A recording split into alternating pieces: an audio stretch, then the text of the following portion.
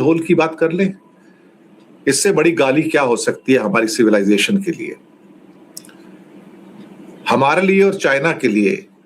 एक किसी और का लेटर कोट करते हुए कहा ट्रंप ने कि we are the hell on the earth, hell hole on the अर्थ।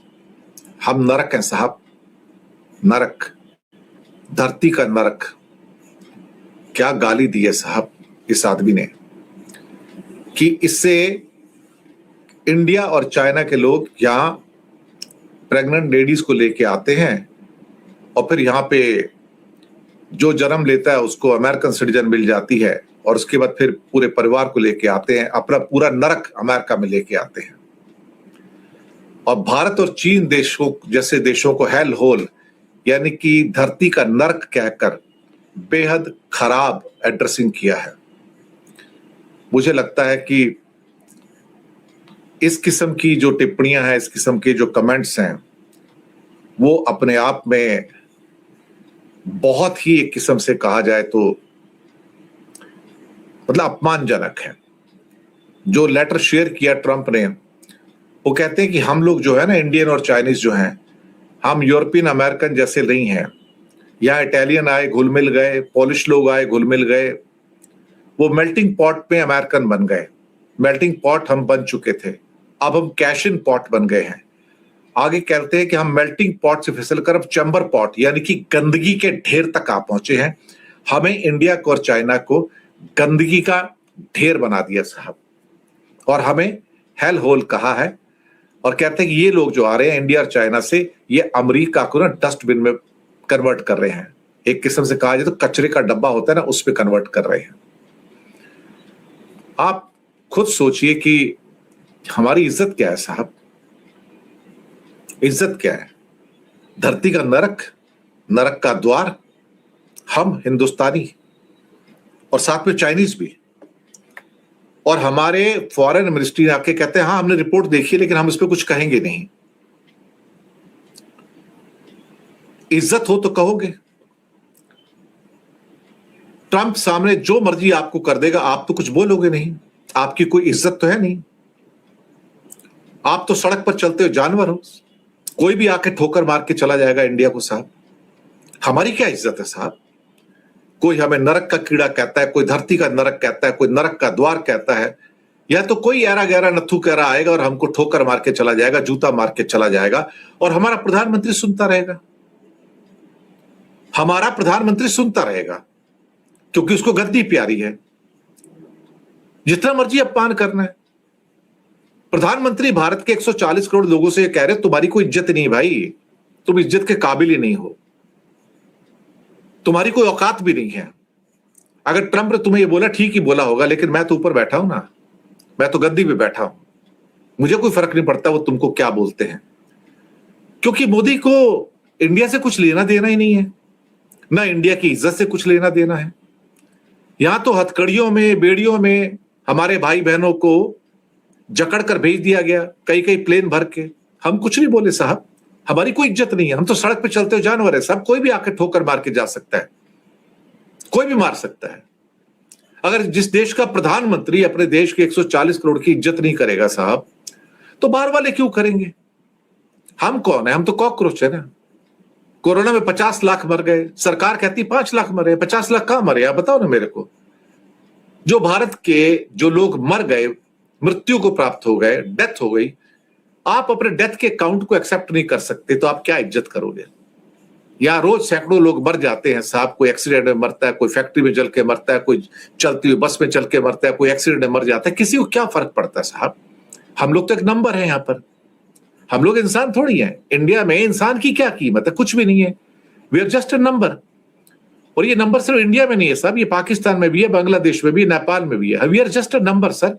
10 यहां मर गए, 20 वहां मर गए, 50 वहां मर गए, 100 वहां मर गए, 500 वहां मर गए, क्या फर्क पड़ता है साहब? We are just a number. हम ह्यूमन बीइंग्स थोड़ी हैं। तो हमें कोई गाली दे जाए, आके जूता मार के चला जाए, ठोकर मार के चला जाए, क्योंकि हमारा प्रधानमंत्री ऐसा है ना, वो कहता है जो मर्जी मार लो इनको, कुछ नहीं तो मरे हुए लोग हैं, कॉकरोच हैं। ये 140 करोड़ लोग थोड़ी हैं, ये तो कॉकरोच हैं, जाओ मार लो इनको। सो ट्रंप आता है, मार के चला जाता है, कभी थप्पड़ मारता है, कभी बेड़ियों हथकड़ियों में डाल के भेज देता है, कभी कहता है तुम नरक के द्वार हो, कभी कहता है तुम धरती पे नरक हो। तुम्हारी इज्जत क्या है? That's India sir. मैं और क्या कहूं इससे ज्यादा। दुख तो होगा, गुस्सा तो आएगा, आना भी चाहिए, लेकिन हम करें क्या? अगर हमारा प्रधानमंत्री ही शेमलेस है तो कोई क्या करेगा साहब? उसे अपने आप से प्यार है, 10-10 कैमरे लगा के अपनी फोटो खिंचवाता है, चाहे वो झालमुड़ी खाए या नकली 10-10 कैमरों को बुला के दार्जिलिंग के टी गार्डन्स के अंदर फोटो खिंचवाए, मीटिंग करवाए नकली। ये भी तो होता है ना, ड्रामा। सही बात है साहब, हमारी कोई इज्जत नहीं है इंडिया की साहब। नोबडी रेस्पेक्ट अस। कोई भी आता जाता मार के जाता है अब तो, कोई भी आता जाता। What is the respect we have got? Nothing sir. इसके बाद अब रिपब्लिकन पार्टी ने ट्रंप को त्याग दिया उधर। बोलते यार you are become liability. Directly बोल दिया कि तुम एक लाइबिलिटी बन गए हो, क्योंकि हम चुनाव जीतना चाहते हैं, लेकिन हम तुम्हारा नाम और तुम्हारा चेहरा इस्तेमाल नहीं करेंगे। तुम कोई कैंपेनिंग हमारे लिए नहीं करोगे, तुम कोई भी कैंपेनिंग नहीं करोगे। रिपब्लिकन पार्टी के कैंपेन के अंदर ट्रंप के फोटो का इस्तेमाल नहीं किया जाएगा, ना ही ट्रंप के नाम पर जनता से वोट मांगे जाएंगे, ना ही ट्रंप की पॉलिसीज के ऊपर वोट मांगे जाएंगे। जी हां, अब यहां पर मतदान तो होगा ना, मतदान होना भी चाहिए। और मुझे लगता है कि यहां पर ये जो फैसला है रिपब्लिकन पार्टी का, वो कहते हैं कि ट्रंप से इस टाइम अमेरिका की जनता बहुत नाराज है, और अगर हमने ट्रंप के फेस को लेके या उसके जुमलों को लेके अगर हम मैदान में गए तो हमारा सीधा नुकसान होगा, तो हमारे लोग ही हमें वोट नहीं करेंगे। एसोसिएटेड प्रेस के मुताबिक डोनाल्ड ट्रंप की अप्रूवल रेटिंग आज 30% पे आ गई है। मार्च में आंकड़ा 38 पे था, आज 30 पे आ गया है। मुझे लगता है जब तक ये इलेक्शन आएगा ना नवंबर का, तब तक ये 20% पे आ जाएंगे। सिर्फ 22% लोगों ने ट्रंप की पॉलिसी को सही ठहराया, सिर्फ 22%। और रिपब्लिकन पार्टी का कहना है कि अब हमारे पास कोई रास्ता नहीं कि हम लोगों से जाकर क्या कहेंगे। जब बड़े बड़े जो मागा सपोर्टर्स हैं वो भी नाराज हैं, टकर कार्लसन भी नाराज हैं, उन्होंने अमेरिका के सिटीजन से माफी मांगी कि उन्होंने ट्रंप को सपोर्ट किया था। फॉक्स न्यूज के पॉडकास्टर मैगन कैली ने भी ट्रंप का विरोध किया। आप सोचिए, जो बड़े बड़े इनके सपोर्टर थे वो भी पीछे हट गए। उसमें इलॉन मस्क भी था। इलॉन मस्क तो छोटा मोटा बस ऐसे ही काम कर रहा है साहब, ऐसे ही काम कर रहा है, बस टाइम पास कर रहा है, क्योंकि उसको अपना धंधा पानी करना है, इसलिए वो डर के कारण कुछ बोल नहीं रहा। अदरवाइज एक बार हट जाएगा तो वो भी जम के बोलेगा, तो उसका इस्तेमाल भी नहीं होने जा रहा है। नेपाल में समस्या कुछ बढ़ती चली जा रही है साहब, और काफी बड़ी समस्या है। मैं आपको बताऊं, वहां पर अभी यहां पर क्या कहते हैं कि अमेरिका के deputy foreign minister mister Kapoor वहां पहुंचे थे, जो इंडियन ओरिजिन के हैं। उसके बाद अब चाइना के ऑफिशियल वहां पर आ गए हैं, और दिल्ली सोच रही है कि हम क्या करें। अभी इंडिया ने अपना कोई ऑफिशियल वहां पर नहीं भेजा है, मैं आपको बताऊं। अब सिर्फ नेपाल का दौरा करने के लिए समीर पाल कपूर वहां पे आए। China was watching it. जैसे ही अमेरिका के ऑफिशियल्स वहां पहुंचे, तुरंत चाइना की फॉरेन मिनिस्ट्री के ऑफिशियल गाओ जिंग बीजिंग से तुरंत काठमांडू पहुंचे और वहां जाके उनसे बातचीत किया। पॉल कपूर कहता है कि अमेरिका कहता है कि अमेरिका नहीं चाहता कि चाइना या कोई अन्य कंट्री नेपाल पर अपना मोनोपोली जमाए। हम नहीं चाहते। चाइना का सीधे नाम लिया उन्होंने, मैं बताऊं, और दूसरे देशों की तरफ, भारत की तरफ इशारा था कि ये इनके अंडर में ना रहें, वो हमारे अंडर में रहे, यानी कि अमेरिका के अंडर में रहें। अब मुसीबत यह है कि बालन शाह से अमेरिका चाहता क्या है। ये बात तो सही है, वो इक्वेशंस कुछ बदलनी शुरू हो गई है। अब यहां पर डिप्लोमेटिक बॉक्सिंग चल रही है काठमांडू के अंदर, चाइना और अमेरिका के बीच में। हम तो अभी बीच में नहीं है। चाइना ने तो मौका ताड़ती अपने बंदे भेज दिए वहां पर और कहा कि भाई जो भी है जैसे भी है। लेकिन इंडिया क्या कर रहा है यहां पर? इंडिया को भी जाना चाहिए वहां पर। इंडिया बात तो करे वहां जाके, कम से कम वहां जाके आप बातचीत तो कीजिए कि बालन शाह क्या चाहते हैं। बालन शाह का झुकाव अमेरिका की तरफ हो सकता है, चाइना की तरफ हो सकता है, लेकिन ये कहना कि भाई भारत के वर्चस्व को हम जमने नहीं देंगे, ये तो अमेरिका ने सीधा ही कह दिया ना कि चाइना एंड अदर नेशंस, उनको हम यहाँ पर रंग जमाने नहीं देंगे, जिसका मतलब आप हमारी साइड में आओ, अमेरिका की साइड में आओ।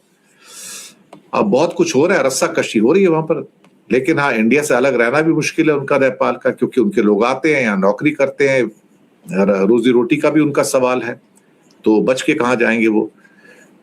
रिश्ता तो बना ही रहेगा ना, रोटी बेटी का रिश्ता है आखिरकार, तलखी जो भी हो, लेकिन आपके यहाँ पेट्रोल, डीजल, राशन, पानी सब कुछ तो इंडिया से जाता है ना, तो इंडिया का वर्चस्व तो रहेगा वहां पर, इम्पैक्ट तो रहेगा ना। लेकिन हाँ, बालन शाह क्या करते हैं, बहुत कुछ उस बात पे भी मुझे लगता है कि डिपेंड करेगा।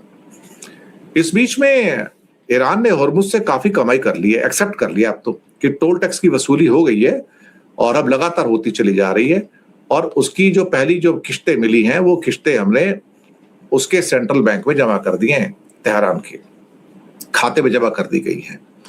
सुनने में आया था कि $2 मिलियन जो है वो हर शिप से वो ले रहे थे वहां पर। अब कितने जहाजों से टोल वसूला है ये उन्होंने फैक्ट्स नहीं दिए, ना ही ये बताया कि भाई कितने वहां पर दरअसल पैसा इकट्ठा किया, ये भी नहीं बताया गया है।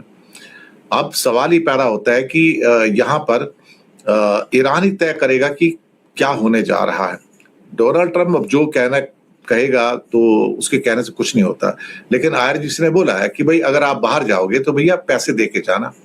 और एक शिप तो इंडिया भी आ रहा था, बल्कि सुना 2 भी आ रहे थे, उस पर गोली वोली बरसाई, वापिस चले गए, उनको बता दिया।